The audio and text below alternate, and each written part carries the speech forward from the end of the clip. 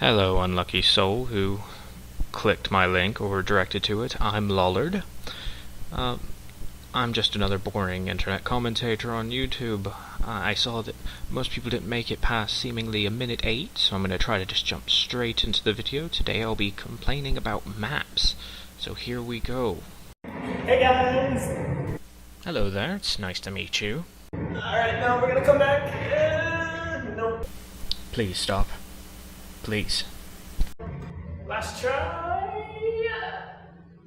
Yes! Nailed it. Hey guys, I'm Riley, and I finally got a swivel chair. Oh, this is great. I love this filming setup. This is gonna be fun. But, okay, so there's like something that's been bugging me, and it's basically the world map. Okay, now if you've ever seen a world map, which I really hope that you have, it probably looked like this. This is the Mercator projection. It's the Mercator projection.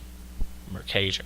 It's kind of what's everywhere. It's in schools. I had it on a placemat when I was a kid. It's just really common, but it's really f***ed up. Fucked up.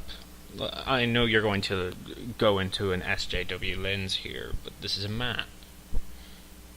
People don't look at this for the size and of how important everybody is. They look at it for directions. Like, okay, look at this map. Look at Greenland, and now look at Africa. They're like the same size. I legitimately remember as a kid thinking that Greenland was as big as Africa. And then I would Google it and be like, why do so many people live in Africa and there are so many countries and Greenland has like nobody? Nothing. When I was a child, before I became the cartophile that I am today, I'd always assumed it was because of the ice. But yeah, the Mercator projection is a naval navigation map. It's for sailing ships, not for deciding how big things are. And then I would look up the actual size, and Greenland was way smaller than Africa. You could fit Greenland into Africa like 14 times. Greenland is like the size of Algeria, like one country in Africa. Even if you go on Google Maps, you'll see the Mercator projection. It's like a version of the Mercator called the Web Mercator, but I remember going onto Google Maps and like zooming out to see the whole thing, and Greenland looks freaking huge, and I was like, how? But on Google Maps, Greenland is like as big as Africa. That doesn't make any sense. Like, Google Maps is very accurate at a local level, but if you zoom all the way out, oh my god, so inaccurate. Really, we know that it's this badly distorted. Like, there are these things called Tissot's what are they called? Tissot's indicatrix. It's Tissot's indicatrix. I'm just going to edit this down so we don't have to hear them say it over and over again infuriatingly poorly. But basically, they're like these circles made up by some mathematician named Tissot or Tissot, I don't know. It puts these circles over the map, and if everything was proportional, all of the circles would be the same size. But it is able to show distortions in the map by showing the circles relative to each other. So if one area on the map has a larger circle and another area on the map has a smaller circle, the area with the smaller circle should be bigger, and the area with the large circle should be smaller. Because the fundamental flaw here is that you can't have a sphere on a flat surface. Like, it doesn't map properly. Yeah, it doesn't. Yay, maths. And so, like, as you can see from Tissot's indicatrix, there's a lot of distortion, and mainly what it is that it makes the far northern hemisphere and the far southern hemisphere huge, and it makes everything near the equator tiny. And I think this actually has a pretty big effect on us. I mean, it warped how I saw the world for a long time. Because think about it, we prescribe importance to how big things are, to like how much of the world they take up. And I think a lot of people in the Western world don't give a second thought to Africa, and by making it seem smaller than it really is, that's kind of easier to do because you can write it off as like a small place. But Africa is enormous and diverse and has tons of countries, and I think if we had accurate maps, people would actually see that and they would care more. Ignoring that, people don't care about where things are, but where things are that are important. At least people know where Africa is, which might be aided by the fact that it's a continent and it's in the middle. But they don't know where places like Laos or Ireland are half the time. So I do think some level of our like social prejudices about different parts of the world can come from this map, or at least be influenced by it. And one part of that is how we've chosen to decide what's on top and what's on bottom. Because really, it's arbitrary. If you're floating around in space, there's no up or down. Space goes in all the directions. So when you land on a planet and you decide which way should be up and which way should be down, it's totally arbitrary. In the earliest maps, like scrawled down on rocks, It might have been, but once the world got a handle on things like magnetics, it became a reference. You think such a practice is going to just be thrown out on a new world? So the fact that north is north and south is south is made up.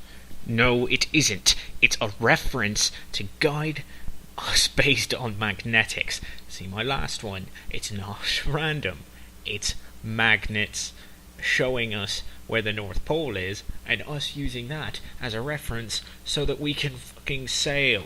And we've done it in a way that basically the Western world is prioritized on the map. And what I mean by that is that socially we've kind of decided that being on the top is a good thing. Like when you're the winner, you're on top, and like losers are on the bottom. When you're doing bad, you hit rock bottom. We have all of this like social meaning attached to top and bottom. And so when the map was designed hundreds of years ago, everything that was important was going on in Western Europe. So that was the top. And everything that was like unimportant was like Africa, South America, that was all on the bottom. Which is why Africa's in the middle, where the eye's drawn to on pictures. And that's pretty f***ed up if you think about it, because people are gonna make these associations that like being on the top is a good thing, and like we don't really have to care what's down there. Like what if we just flipped the map upside down? But I think we could. It would just take switching the colors on a compass, changing the programs that we use to navigate to make sure to look for that reference instead of the reference that we're using right now. Ultimately, it's work. Let's just leave it. people have like a strong visceral reaction to not wanting to flip the map upside down because it would make them seem less important. Like what if all of our maps had Australia right up on the top and everything else down below? It gives you like a very different perception of our world. But no, it doesn't. It looks to be the same map, just upside down. I don't think that's going to confuse anyone. okay, so there are different projections of maps that we can use. None of them are quite perfect, but some of them get better, like the Gal-Peters projection. The Gal-Peters projection...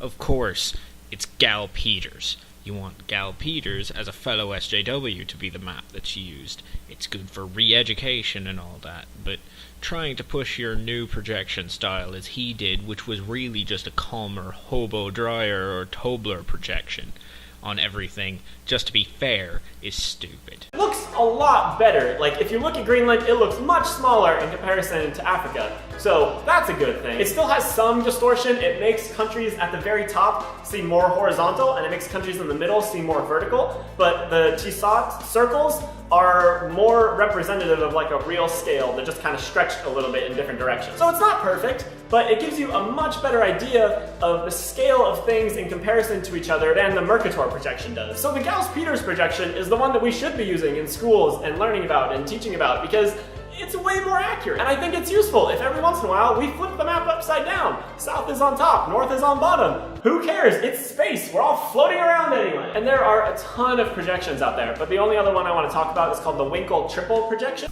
Oh, it's the Winkle. I'm glad you mentioned that. It's, in my opinion, the best map for education and reading-wise when it comes to larger areas like the world. Equirectangular projections are awesome, but those are also the ones I like the most aesthetically, so I have some bias towards them. It has the same kind of flaw as the Mercator projection, but not to the same degree. Like, it is warped, but just not as much. So it's a better representation too than the Mercator, but I would say it's less perfect than the Gal-Peters. And yeah, that's basically how we were all lied to about maps and the size of the world. So if you ever see anyone looking at a Mercator projection, just tell them that it's not accurate. Tell them that Greenland is definitely not that big. Tell them Africa is probably way bigger than they think. Or you could, I don't know, just not walk up to them and leave them alone for God's sakes. Well, that will be my second video. Thank you for watching. If you've made it this far to hear this, thank you. And if you did, here's a kitten. I hope you enjoy the kitten. It's cute. I guess this is it then. Bye.